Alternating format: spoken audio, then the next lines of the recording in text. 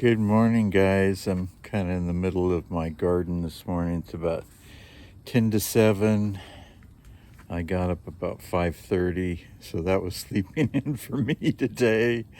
A welcome change.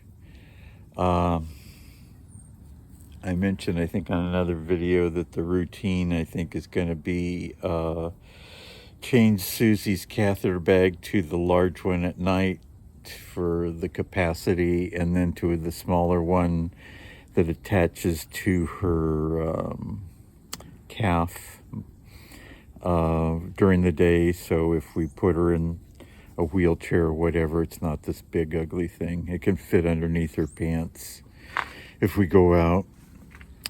So just a quick update. She got home yesterday around noon. Made her lunch, which her historic favorite. And again, Susie's always warns me, don't get into a rut with me because I can change my mind in a minute.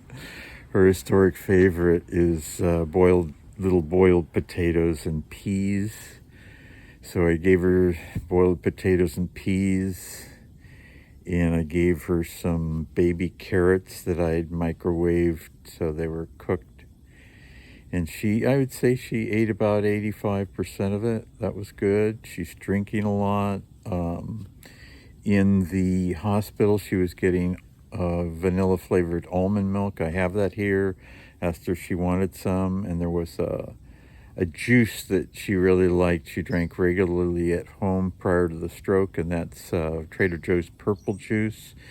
And it's a whole combination of different fruit juices. I think there's cranberry, pomegranate, cherry, some grape, everything that would make it more blue or purple. So anyway,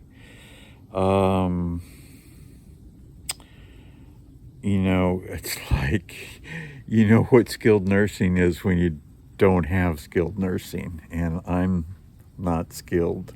Trying my best, but I'm not skilled. And so I think she's missing the quality of bedside, I don't know what you call it, skills. I'm working through it. Like, it takes me twice as long or more to do anything that a nurse could do relatively quickly, or a nurse's aide. So it's all part of the learning process for me. I did 2 diaper changes yesterday, about 3.5 catheter bag empties. I've got a little kind of a 10-inch little tub, not big, 10 inches high, and maybe, 12 by 20, something like that, that I do all my catheter bag work in, so I don't get anything on the carpeting. I don't have to cover the carpet. It's all right there, and it's pretty self-contained. The living room's a total nightmare because I've got a lot of stuff. I brought 2 large suitcases to bring stuff back from the hospital that they give me. They gave me a lot of diapers and wipes and ointments, essentially everything that had been opened, and some that hadn't been opened. So I have to organize that. We have an 11 o'clock appointment with a visiting nurse. I'm kind of learning how this deal works. I don't know if anybody's had the experience of calling Home Advisors, Angie's List, or Thumbtack. Basically, they tout themselves as providing homeowners with contractors that can do skilled work. And so homeowners, when they say, hey, I need a plumber, they might get a call from 5 to 10 plumbers, okay? Well, I'm getting calls from all kinds of people, and initially I thought these were all people part of the same organization. I'm saying, get your act together.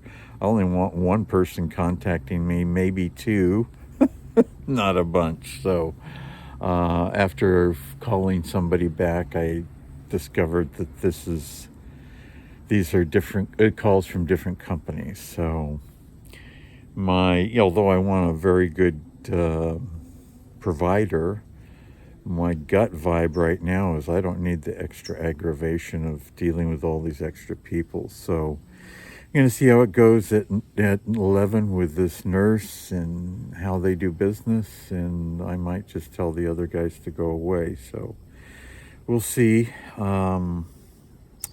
Susie seems frustrated with me, particularly around communication. You know, she's tried to express herself verbally. She'll get out a word here and a word there, but the rest is not understandable, at least to me. And I've told her, you know, we need to work through this. And, you know, I've said this many times. The yes-no questions start broad and then focus down as you're getting yeses or nos. So she doesn't want to do that. She just wants to cut to the chase and just tell me what she wants, which I'd like. So she's done some pointing, like I think the light, turn off the light. You know, if she points to the light and the light's on, I could say, you want me to turn off the light? Or, you know, she's motioning back at her mattress and she either wants it further forward or further back. And those are things that she can do through motioning. And I've told her that she and I need to work on the verbal skills, you know, doing some of the exercises that the speech therapist did. My understanding is that through this home nursing thing, and again, I don't know how long this lasts or how many visits it is, or even the cost to me. I think Part A covers part of it, but don't know. It's all new.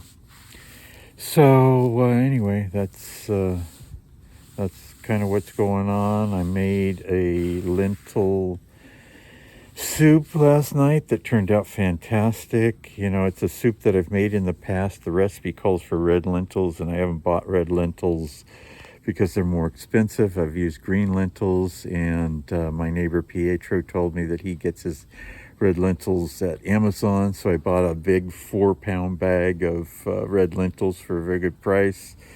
So we'll be having a lot of lentil soup, but we like it. It's nutritious, good protein, and also good fiber. I need to start, I think I mentioned this before, develop a checklist of like just kind of routine things to check in the morning. You know, in the hospital, they go to their computers and it tells you these meds, this, you know, breakfast is about this time. You know, empty the catheter bag, change the catheter to the smaller bag, all those things. Do that before you change the diaper. There's a sequence, so I'm learning. The problem is I'm learning by trial and error sometimes to make the mistake. So I'm getting also a steady stream of Amazon stuff at my door, which is no surprise because I've ordered it. But, you know, all the packing and all the wasted stuff, it's going into the recycle bin. But again, it just seems like a total waste. There's got to be a better way, and maybe that's something AI can come up with. Hopefully we come up with something that doesn't require so many resources to do something fairly simple. Anyway, that's all I can think of right now. Last night Susie was scheduled to take her cholesterol, and it's a tablet, pretty good sized tablet, you know, tablet size. And last I had seen is Susie was taking whole pills in her mouth from a Dixie cup, taking a swig of water and, you know, knocking it back. And it had always been difficult for Susie to swallow pills. I'm not exactly sure if it was psychological or physical or both. But anyway, she was resisting this tablet. And so I'm saying, okay, do you want me to put it on applesauce? Do you want me to get a spoon of applesauce and put the pill on top? And initially she was saying yes to applesauce, but no to what I was saying, put it on top. So finally I said, do you want me to break it up? And she said, yes. Do you want me to break it in 2? Yes. Do you want me to break it in 3? Yes. And I said, okay, I'll do my best. So I went back to the cutting board, and it broke very easily. So I cut it into about 6 pieces and a little bit of pill sawdust. So I dumped it all into the applesauce and kind of gave it a little mix. This is all on the spoon. And brought it back to her, and she took it and then took a drink. And so good move on that part. I'll just keep that in mind. See if she'll take the other smaller pills just direct. It simplifies not having to do applesauce, and I don't want that to be a crutch. So if, heaven forbid, I'm out of applesauce, I don't want it to be a showstopper. So that's the update for right now. She's home. She's sleeping. She sleeps kind of on her side in a fetal position, which is good in terms of not laying on your back all the time. So the adventure continues. We'll see you.